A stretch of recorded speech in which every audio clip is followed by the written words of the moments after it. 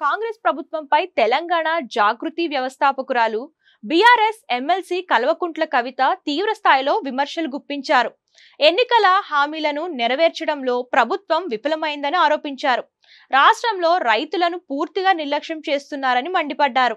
CM పదే పదే ఢిల్లీకి వెళ్లడం, వ్యవసాయ రంగంపై శ్రద్ధ లేకపోవడాన్ని కవిత తీవ్రంగా తప్పుబట్టారు. ప్రతి విషయంలో సీఎం ఫ్లైట్ మోడ్ లో ఉంటారన్న ఆమె 50 సార్లు ఢిల్లీకి వెళ్లినా రైతులకు ఏమీ సాధించలేకపోయారని విమర్శించారు. రైతు డిక్లరేషన్, రైతు భరోసా అన్ని అబద్ధాలేనా అని కవిత ప్రశ్నించారు.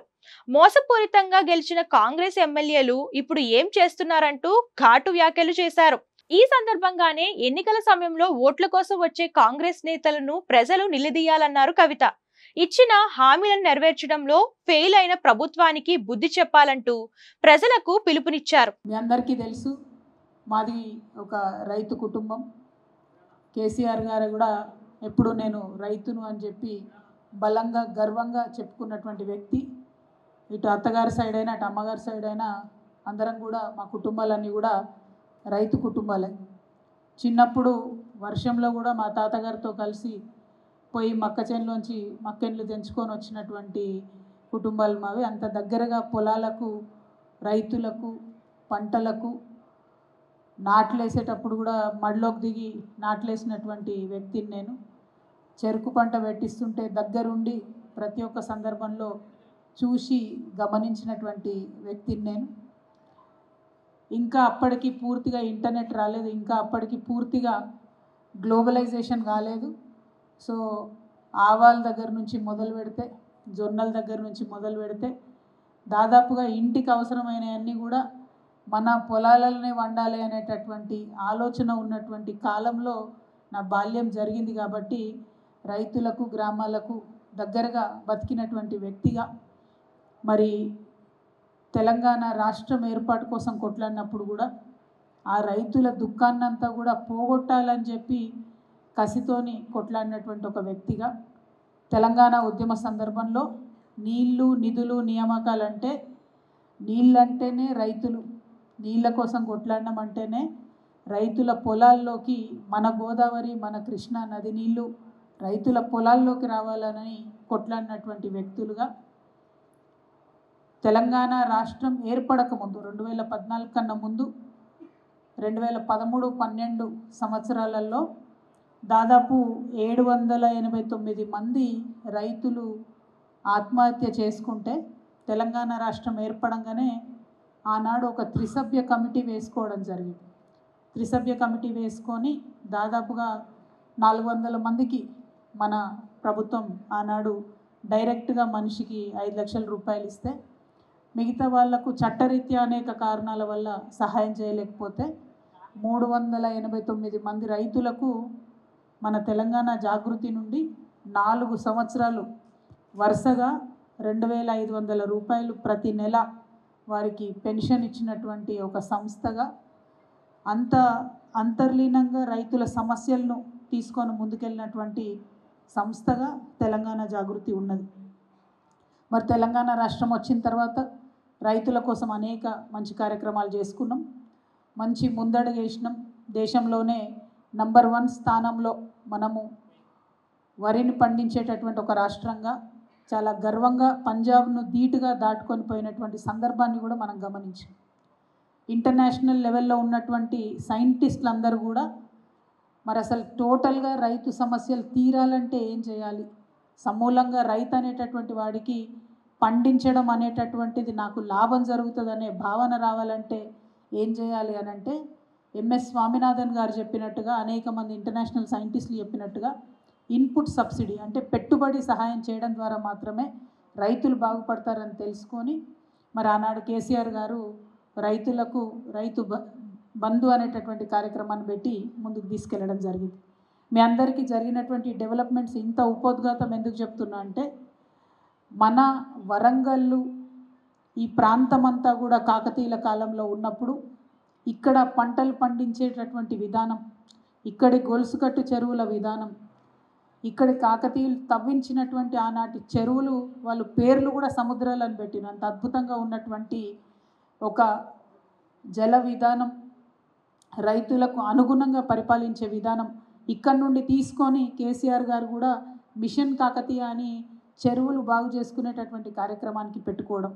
అంటే మన తెలంగాణ యావత్తు కూడా వరంగల్ నుంచి వ్యవసాయానికి సంబంధించి అనేకమైనటువంటి అంశాలను నేర్చుకున్నటువంటి సందర్భాన్ని కూడా గుర్తు చేసుకోవాలి. మరి ఇదే వరంగల్లో ఇప్పుడు ఉండేటటువంటి కాంగ్రెస్ ప్రభుత్వం రాహుల్ గాంధీ గారిని తీసుకొచ్చి, ఇక్కడ నాయకుల మాటలు మనం ఎవరం నమ్మం కాబట్టి, ఇక్కడ నాయకులకు ఎవరికి పతారే లేదు కాబట్టి రాహుల్ గాంధీ గారిని తీసుకొచ్చి ఇక్కడ రైతు డిక్లరేషన్ పేరిట రైతు డిక్లరేషన్ చేయడం జరిగింది. మరి చేసినటువంటి ఆ రైతు డిక్లరేషన్లో ఇవాళ మనం ఒకసారి వెనక్కి తిరిగి చూసుకుంటే ఏమాత్రం కూడా ఫుల్ఫిల్ చేయనటువంటి పరిస్థితి కనబడుతున్నది. రైతు డిక్లరేషన్ చేయగానే వరంగల్ రైతన్నలంతా కూడా ఆల్మోస్ట్ 1982 నుండి ఎన్నడూ కాంగ్రెస్కి రానన్ని సీట్లు ఈసారి గెలిపించారు. 12 సీట్లు ఉంటే 10 సీట్లు కాంగ్రెస్ ఎమ్మెల్యేలని గెలిపించి వరంగల్ రైతన్నలందరూ కూడా కాంగ్రెస్ పార్టీని నమ్మి ఓట్లేసారు. నమ్మినటువంటి రైతులను నిండా ముంచినటువంటి సర్కార్ ఇప్పుడు నడుస్తున్నటువంటి కాంగ్రెస్ సర్కార్. ఇవాళ రాహుల్ గాంధీ గారిని మేము ఛాలెంజ్ చేస్తూ ఉన్నాం, రేవంత్ రెడ్డి గారిని మేము అడుగుతూ ఉన్నాం. రైతు డిక్లరేషన్ ఏదైతే ఇచ్చిండ్రో ఈ రైతు డిక్లరేషను, దీంట్లో మొట్టమొదటిది అంశం ఏంది అని అంటే, మేము రాగానే ఇగో డిసెంబర్ 9వ తారీఖు నాడు మేము వస్తాం, రాగానే 9వ తారీఖు నాడు మొత్తం మీ రుణమంతా మాఫీ చేస్తాం, మీకు ఇంక కావాలంటే ఇస్తే బ్యాంకులు ఎక్కువ తెచ్చుకోండి రుణం అంటే పాపం చాలామంది రైతులు, గిరిజన రైతులు, ఎస్సీ రైతులు, దళిత రైతులు అందరూ కూడా పరిగెత్తి వెళ్ళి కుటుంబాలలో ఒకరు కాదు 2, 3, 2, 3 పేర్ల మీద లోన్లు తెచ్చుకున్న పరిస్థితి. తీరా చూస్తే మొన్నటిదాకా సాగదీసి తెలంగాణలో ఉన్న అన్ని దేవుళ్ళ మీద ఒట్టుపెట్టి 50% కూడా రుణమాఫీ చేయనటువంటి పరిస్థితి ఇవాళ కాంగ్రెస్ ప్రభుత్వం తీసుకొచ్చింది. దాంతో నష్టం ఎవరికి జరిగింది? అంతకుముందు కాంగ్రెస్ పార్టీ ఇట్లా నమ్మించకపోతే రైతుల్ని కేవలం ఒక ఇంటి పెద్ద మీద 2 లక్షల రూపాయలు రుణం ఉండే. కానీ వాళ్ళు ఏమన్నారు, 9వ తారీఖు రాగానే ఉన్న మాఫీ అంతా చేస్తాం, రుణమాఫీ ప్రతి ఒక్కరికి చేస్తామంటే ఇంట్లో ఉన్న 3 ఉంటే వాళ్ళ 3 పేరు మీద కూడా లోన్లు తెచ్చుకున్నటువంటి పరిస్థితి. అంటే కుటుంబానికి 6-7 లక్షల రూపాయలు అప్పున్న పరిస్థితి. మరీ ముఖ్యంగా గిరిజన కుటుంబాల్లో మహబాద్ జిల్లాలో, ఉమ్మడి వరంగల్లో మహబాద్లో చాలా మంది వచ్చి గోడు వెళ్ళబోసుకున్నారు. వాళ్ళని నమ్మినం, ఇంట్లో ఉన్న వాళ్ళందరి పేరు మీద లోన్ తీసుకున్నాం, ఇవాళ మా పరిస్థితి ఏందని చెప్పి ఘోరంగా ఏడుస్తున్నటువంటి పరిస్థితి ఉన్నది. వాళ్ళందరినీ పక్కకు పెట్టిన వాళ్ళని ఎవరిని మాట్లాడతలేరు.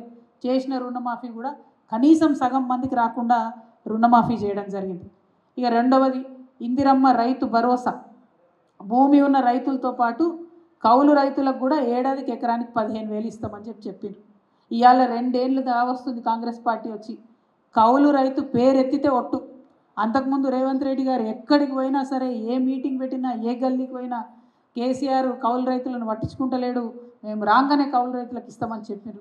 ఇవాళ మేము ప్రశ్నిస్తూ ఉన్నాం, కౌలు రైతులను మర్చిపోయినందుకు మీకు ఏం శిక్ష వేయాలి? 2 సంవత్సరాలు దాటిపోయారు, నమ్మిచ్చిర్రు, వాళ్ళని ఓట్లేపించుకున్నారు వాళ్ళతోని, ఎందుకు ఇవాళ విస్మరిస్తున్నారు కౌలు రైతులను అని చెప్పి మేము ప్రశ్నిస్తూ ఉన్నాం. ఇక అసలు రైతు సంగతి చూస్తే, మనం కేసీఆర్ గారి సమయంలో రైతు బంధు తప్పకుండా ప్రతి ఒక్క సీజన్లో ఇచ్చినాం. ఇవాళ ఏం చేసిండ్రు, ఈ రేవంత్ రెడ్డి గారు వచ్చి 4 సీజన్లు అయింది. మొదటి సీజన్ కేసీఆర్ గారు ఎన్నికల కన్నా ముందు ఏవైతే పెట్టిరో ఆ డబ్బులు యాజిటీస్గా ఇచ్చిర్రు. అందులో ఆయన గొప్పతనం ఏం లేదు, కాంగ్రెస్ పార్టీ గొప్పతనం ఏం లేదు. ఆ తర్వాత ఒక సీజన్ కంప్లీట్గా ఎగబెట్టిర్రు రైతులకు. ఆ తర్వాత 3వ సీజన్ ఏం చేసిండ్రు, సగం మందికి ఇచ్చి అన్నట్టుగా ఇచ్చి వదిలేసిండ్రు. ఇక మొన్నటిసారి ఏం చేసిండ్రు, స్థానిక సంస్థల ఎన్నికలు రాబోతున్నాయి కాబట్టి మళ్ళొక్కసారి ప్రజలను మభ్యపెట్టాలి, రైతులను మభ్యపెట్టాలి, స్థానిక సంస్థలలో లబ్ధి పొందాలన్నటువంటి ఉద్దేశంతో మళ్ళొకసారి రైతు భరోసా ఇవ్వడం జరిగింది. అది కూడా వాళ్ళు చెప్పినంత ఇస్తలేరు, తక్కువ ఇస్తున్నారు. 15,000 ఇస్తామని చెప్పి 12,000 ఇస్తున్నటువంటి సందర్భాన్ని కూడా ఇవాళ వరంగల్ జిల్లా ప్రజలకు, తెలంగాణ ప్రజలకు నేను గుర్తు చేస్తూ ఉన్నాను. మరి అదేవిధంగా ఇంకొక మాట చెప్పారు, అన్ని పంటలకు మద్దతు ధర ఇస్తామని చెప్పారు. ఏమేం పంటలకు మద్దతు ధర ఇస్తామని చెప్పిండ్రు? వరి ధాన్యానికి ఇప్పుడు 2,183 రూపాయలు ఉన్నది, 500 పెంచి దాన్ని 2,683 చేస్తామని చెప్పిండ్రు. మొక్కజొన్నకు 2,200 చేస్తామని చెప్పిండ్రు. కందులకు 6,700 చేస్తామని చెప్పారు. సోయాబీన్కు 4,400 చేస్తామని చెప్పిండ్రు. పత్తి 6,500 రూపాయలు మద్దతు ధర ఇస్తామని చెప్పారు. మిర్చికి 15,000 రూపాయలు ఇస్తామని చెప్పారు. పసుపుకు 12,000 మద్దతు ధర ఇస్తామన్నారు. ఎర్రజొన్నకు 3,500, చెరుకుకు 4,000, జొన్నలకు 3,050 రూపాయలు ఇస్తామని చెప్పింది. ఇవాళ మద్దతు ధర గురించి మాట్లాడితే ఒక్క మాట కానీ, ఒక కమిషన్ కానీ, ఒక కమిటీ కానీ, ఒక అధ్యయన వేదిక కానీ ఏది లేదు. మద్దతు ధర ముచ్చట కంప్లీట్గా మర్చిపోయాను. ఇవాళ రాహుల్ గాంధీ గారిని, రేవంత్ రెడ్డి గారిని నేను డిమాండ్ చేస్తున్నా. ఓరుగల్లు గడ్డ నుండి డిమాండ్ చేస్తున్నా. 12 సీట్లల్లో 10 సీట్లు మభ్యపెట్టి గెలుచుకొని పోయిన మీరు మద్దతు ధర గురించి ఎందుకు మర్చిపోయినరు? మద్దతు ధర మీద తక్షణమే మీరు రైతు కమిషన్ ఆల్రెడీ వేసున్నారు. ఆ రైతు కమిషన్ నుంచి వేస్తారా, ఇంకో దాని నుండి వేస్తారా? అర్జెంటుగా కమిటీ వేయండి. మొన్నటికి మొన్న మిర్చి రైతులు ఇబ్బంది పడితే నేను కూడా ఏన్మామ్ల మార్కెట్కి వచ్చిపోయినా. అక్కడ నిలబడి మిర్చి కాంపౌండ్లో నిలబడి మేమందరం డిమాండ్ చేసినాం. దారుణంగా దెబ్బతిన్నది మిర్చి పంట. ఈసారి రైతులకు ఇబ్బంది జరుగుతుంది, మద్దతు ధర ఇవ్వమంటే పక్క రాష్ట్రం ముఖ్యమంత్రి చంద్రబాబు నాయుడు ఏమో పోయిండు ఢిల్లీకి, తండ్లాడిండు ఎంతో కొంత మిర్చి రైతులకు లాభం చేయాలని. మన రాష్ట్ర ముఖ్యమంత్రి మాత్రం ఏమీ పట్టనట్టు ఉండిపోయిండు. కాబట్టి మా నిజామాబాద్ పసుపు రైతులకు కూడా 12,000 మద్దతు ధర ఇస్తామని ఇలా చెప్పిండ్రు, కానీ ఎక్కడ కూడా ఇయ్యనటువంటి పరిస్థితి ఉన్నది. ఈ మద్దతు ధర పక్కన అట్లా పెడితే పంట బీమాకు మహాత్మా గాంధీ గ్రామీణ ఉపాధి హామీ పథకంతో లింక్ చేస్తామని చెప్పారు. ఈ సీఎం గారి సంగతి మీకు తెలుసు, ఎప్పుడు ఫ్లైట్ మోడ్లోనే ఉంటాడు. హాఫ్ సెంచరీ దాటిపోయింది ఢిల్లీకి పోవట్టి, 50 సార్లకు ఎక్కువైంది. ఈ 50 సార్లలో ఒక్కసారి కూడా ప్రధానమంత్రి గారిని ఉపాధి హామీ పథకంతో వ్యవసాయాన్ని అనుసంధానం చేయమని ఒక్క ఉత్తరం కూడా ఇప్పటివరకు ముఖ్యమంత్రి గారు ఇవ్వలేదు. మరి ఎందుకోసం ఇవ్వలేదు? మీరు ఇచ్చినటువంటి మేనిఫెస్టో, మీరు ఇచ్చినటువంటి రైతు డిక్లరేషన్, రాహుల్ గాంధీ గారు వచ్చి ఇక్కడ మాట్లాడినటువంటి మాటలు అన్నీ కూడా మోసమేనా అని చెప్పి ముఖ్యమంత్రి గారిని నేను ప్రశ్నిస్తూ ఉన్నాను. దాంతోపాటు రైతు కూలీల సంగతి మీకు తెలుసు. రైతు కూలీలకు సంవత్సరానికి 12,000 ఇస్తామని చెప్పింది. మొత్తం ఎన్ఆర్ఈజిఎస్లో ఉన్న జాబ్ కార్డ్స్ మన తెలంగాణలో 1 కోటి మందికి పైగా ఉంటే వాటిని కుదించి 20 లక్షలకు పట్టుకొచ్చింది. ఆ 20 లక్షల మందికి ఇస్తామని చెప్పి డాంబికాలు చెప్పి కార్యక్రమాన్ని ప్రారంభించింది. ఓపెనింగ్ చేసిండ్రు తప్పితే, ప్రచారం చేసిండ్రు తప్పితే ఏ ఒక్క రైతు కూలీ బిడ్డ కూడా 1000 రూపాయలు ఇచ్చినటువంటి పాపాన పోలేదు. మరి ఆ విషయాన్ని ఇవాళ ఎంఎన్ఆర్ఈజిఎస్ కార్డు ఉన్నటువంటి ప్రతి ఒక్కరు కూడా ఎక్కడ కాంగ్రెస్ నాయకులు వస్తే అక్కడ ప్రశ్నించమని నేను కోరుతున్నా. ఊర్లలోకి పోతారు కదా, ఇప్పుడు సర్పంచ్ ఎన్నికలు వస్తాయంటున్నారు, ఎంపీటీలు వస్తున్నాయంటున్నారు. ఊర్లలో జాబ్ కార్డ్స్ ఉన్న ప్రతి ఒక్క అన్నదమ్ములు, అక్క చెల్లెలు కూడా మీ అందరు నేను విజ్ఞప్తి చేస్తూ ఉన్నా, కాంగ్రెస్ నాయకులు ఎప్పుడు వస్తే అప్పుడు వాళ్ళని నిలదీయండి. ఓట్లప్పుడు మంచి మాటలు చెప్తారు, మళ్ళీ మమ్మల్ని ఎట్లా మర్చిపోతారని చెప్పి వాళ్ళని నిలదీయవలసిందిగా నేను కోరుతా ఉన్నా. ఇక భూమాత పెడతాం, ధరణి బాగలేదు అని చెప్పి లొల్లి పెడితిరి. ధరణితో నష్టం జరిగిపోయిందంటారు, ధరణితో అవినీతి జరిగిపోయిందంటారు. మీ భూమాత ఏమయ్యా మరి? ఇంతవరకు ఎక్కడ కూడా కనపడతలేదు, ఎక్కడ కూడా ఇంప్లిమెంట్ అవుతలేదు. మళ్ళా పాత ధరణియే బాగుండే అని రైతులందరూ చెప్పేటటువంటి పరిస్థితి వస్తుంది తప్పితే ఎక్కడా కూడా ఒక్క ముందడుగు పడలేదు. అర్జెంటుగా మీరు ఆ భూమాత ఏదైతే పెడతామన్నారో వాటిని తప్పకుండా ఇంప్లిమెంట్ చేయవలసిందిగా నేను డిమాండ్ చేస్తూ ఉన్నా.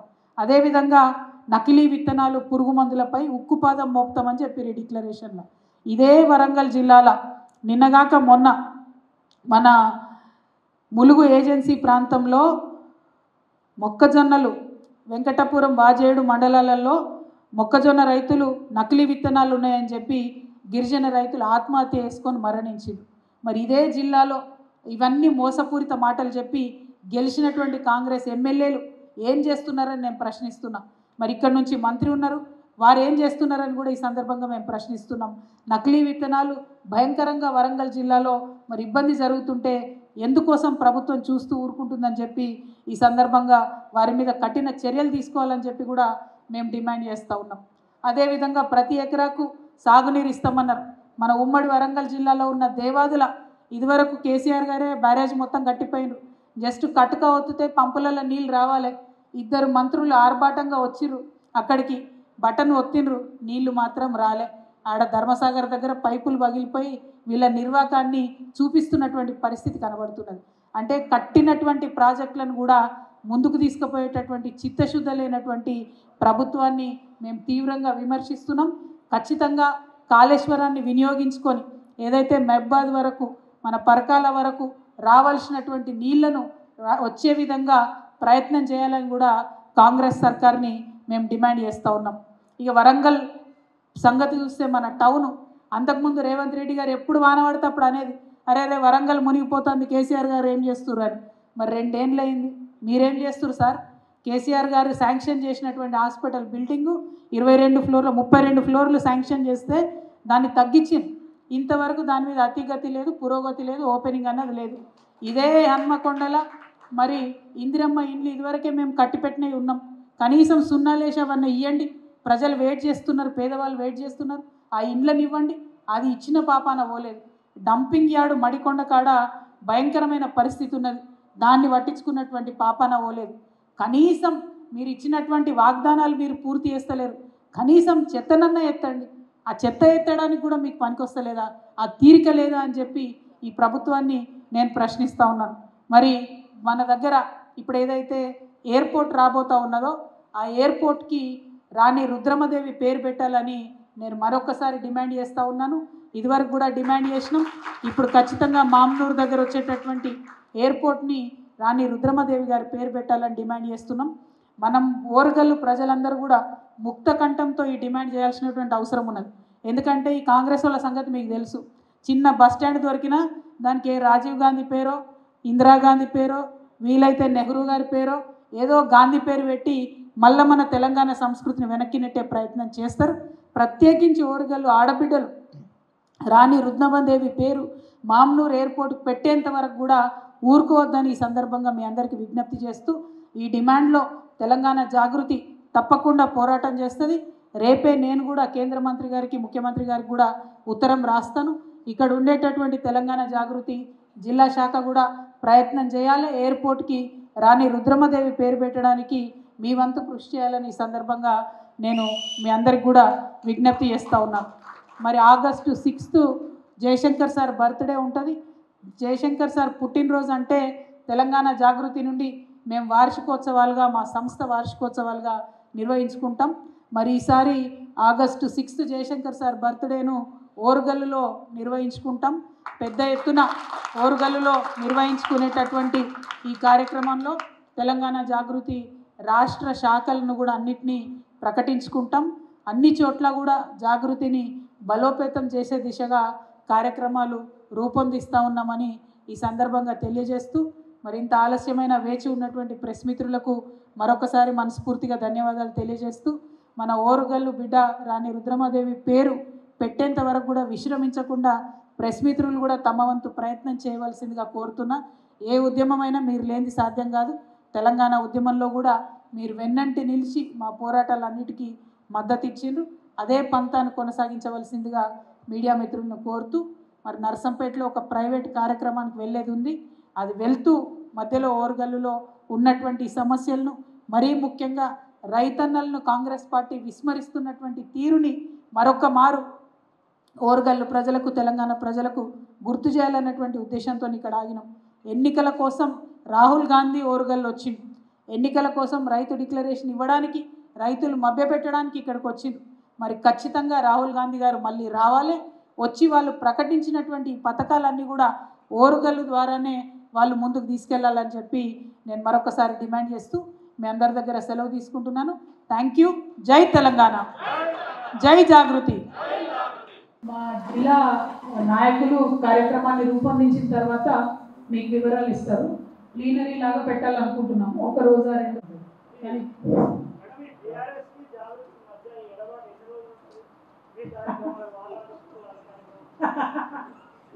ఎడబాటు లేదు, ఏం లేదు, తడబాటు కూడా లేదు.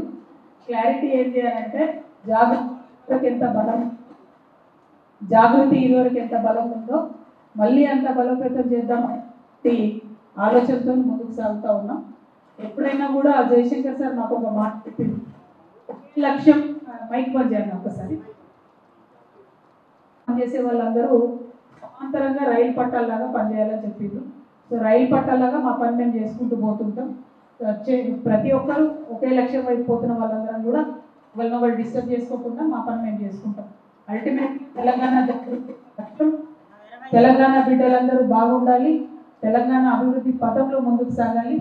అన్నిటికన్నా ఎక్కువ తెలంగాణ సంస్కృతి గురించేటటువంటి ప్రభుత్వం ఇవాళ ఇక్కడ ఉన్నది. జై తెలంగాణ అననటువంటి వ్యక్తి ముఖ్యమంత్రి కావడం నిజంగా కూడా తెలంగాణ ప్రజల దౌర్భాగ్యం. తెలంగాణ సంస్కృతి మీద, తెలంగాణ పేరెత్తడం మీదనే ఇబ్బంది ఉన్నటువంటి వ్యక్తి అలా పరిపాలన ఉన్నాడంటే మాలాంటి సంస్థలు, తెలంగాణ సంస్కృతి పరిరక్షణ కోసం పుట్టినటువంటి మాలాంటి సంస్థల మీద బాధ్యత మరింత పెరుగుతుంది. కాబట్టి మా పరిధిని మేము విస్తరించుకుంటున్నాం, చాలా స్ట్రెంగ్తన్ అవుతాం, చాలా బలంగా పనిచేస్తాం. ఆ సంస్కృతి పరిరక్షణలో భాగంగానే మన ఓరుగల్లు సంస్కృతిని పరిరక్షించేటటువంటి రాణి రుద్రమదేవి గారి వారసత్వాన్ని కొనసాగించే పేరు ఎయిర్పోర్ట్కి పెట్టాలని అడుగుతున్నాం. ఎందుకంటే ఈ ముఖ్యమంత్రి గారు అధికారంలోకి రాగానే ఏం చేసిండు, మొట్టమొదటి పని ఎంబ్లమ్ మార్చుతాం, తెలంగాణ రాష్ట్ర ఎంబ్లమ్ అని. ఏమున్నది తెలంగాణ రాష్ట్ర ఎంబ్లంలో? మన కాకతీయ తోరణం. ఆ కాకతీయ తోరణాలు తీసేసే ప్రయత్నం చేసి మన యొక్క వారసత్వాన్ని తొలగించేటటువంటి ప్రయత్నం ఇప్పుడున్న కాంగ్రెస్ పార్టీ ప్రభుత్వం చేస్తుంది. కాబట్టి జాగృతి మరింత బలోపేతం అవుతుంది. ఎక్కడికక్కడ ఏ జిల్లాకు ఆ జిల్లా, ఏ మండలానికి ఆ మండలం, ఏ గ్రామానికి ఆ గ్రామం మా యొక్క సంస్కృతిని పరిరక్షించుకుంటాం, మా వనరులను పరిరక్షించుకుంటాం, ముందుకెళ్తాం. Thank you. జై తెలంగాణ.